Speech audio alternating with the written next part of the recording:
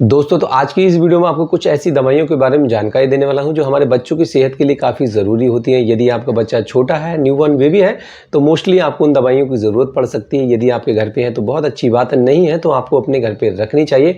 इनमें कुछ दवाइयाँ ऐसी हैं जिनमें आपको डॉक्टर की सलाह की ज़रूरत रहती है, कुछ दवाइयाँ ऐसी हैं जिनमें आप बिना डॉक्टर की सलाह के भी आप अपने बच्चों की सेहत के लिए उपयोग में ले सकते हैं, यदि आपको इमरजेंसी पड़ती है तब। बाकी कभी भी कोई भी दवा आपको सेवन में करानी हो तो पहले आप अपने डॉक्टर से ही संपर्क करें। दोस्तों कुछ गलतियां ऐसी हैं जो मोस्टली हम लोग करते हैं जब बच्चों को दवाई का सेवन कराते हैं, जो कि हमें नहीं करनी चाहिए, जिससे कि हमारे बच्चे की जो सेहत है उस पर गलत प्रभाव ना पड़े, बुरा प्रभाव ना पड़े। आज की इस पूरी वीडियो में डिटेल में जानकारी लेंगे कि क्या उसकी डोज होनी चाहिए, कैसे हमें उसका सेवन कराना है, जिससे कि हम अपने बच्चे की सेहत को अच्छा बना पाए। दोस्तों वीडियो में आगे बढ़ते हैं, जानकारी लेते हैं उन दवाइयों के बारे में। तो सबसे पहले आपको जानकारी देने वाला हूँ पैरासीटामोल नाम की दवा की, जो कि आपको कालपोल और अदर ब्रांड नेम से भी आपको मार्केट में मिल जाती है।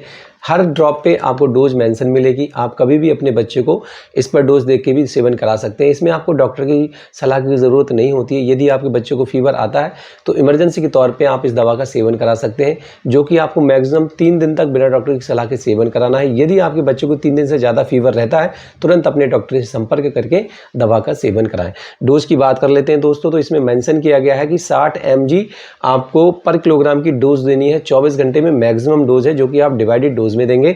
डिवाइडेड डोज क्या होनी चाहिए, वो है 10 से 15 मिलीग्राम पर किलोग्राम की डोज।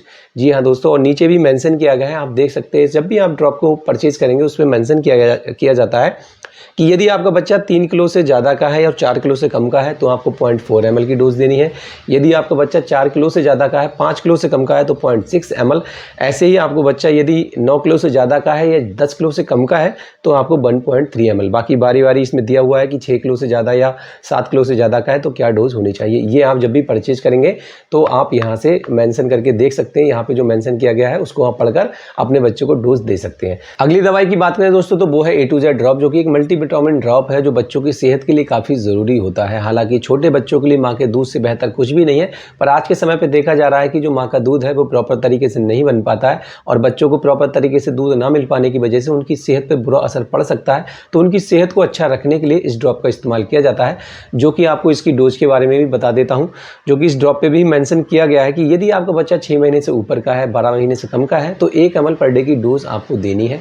बाकी आप इस ड्रॉप को डायरेक्ट भी बच्चे के जीभ पर डाल के भी पिला सकते हैं या फिर दूध, पानी, जूस में भी मिलाकर इसको पिला सकते हैं। अगली दवाई की बात करें दोस्तों, तो वो है विटामिन D3 का ड्रॉप, जो कि मार्केट में आपको कई नाम से मिल जाएगा। मेरे हाथ में जो है वो डेपोराकिड, जो कि सनोफी कंपनी का ब्रांड है, बहुत ही अच्छी दवा है।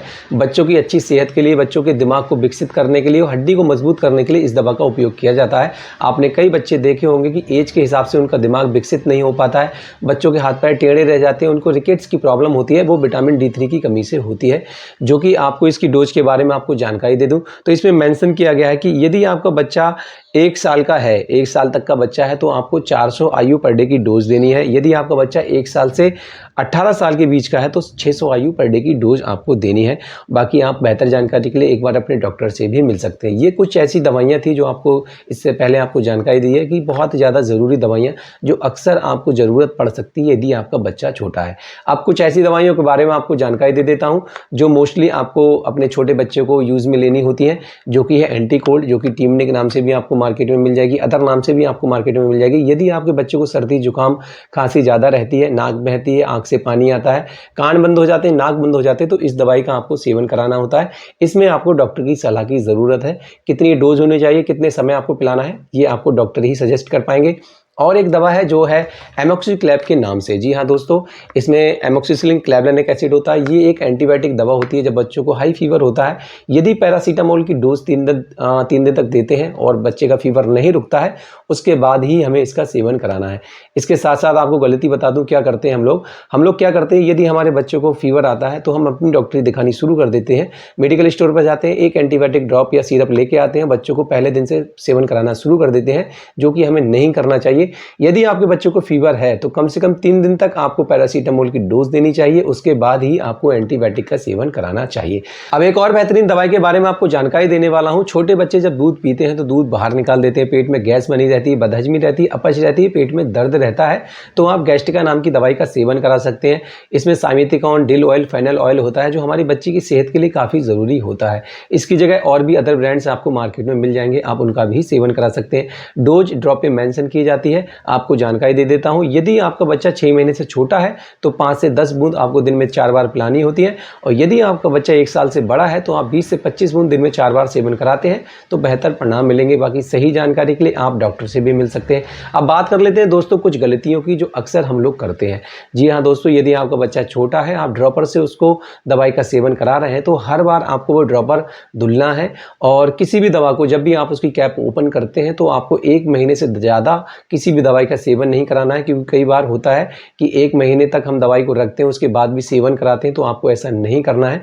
ड्रॉपर को आपको इसलिए धुलना है क्योंकि ड्रॉपर पे कई बार, क्योंकि मीठी दवाई होती है तो चिपचिपापन होता है तो उस पर डस्ट पार्टिकल लग जाते हैं, और कई बार जब आप ड्रॉपर दवाई में डुबोते हैं तो धूल के जो कण होते हैं वो दवाई में चले जाते हैं। इससे आपकी बच्ची की जो सेहत है उस पर नुकसान पहुंच सकता है। और एंटीबायोटिक दवाई का सेवन कराने से पहले बिना डॉक्टर की सलाह के कभी भी आप उसका सेवन अपने बच्चे को ना कराएं। जानकारी आपको सही लगी हो तो वीडियो को लाइक और शेयर करना ना भूलिएगा। धन्यवाद दोस्तों।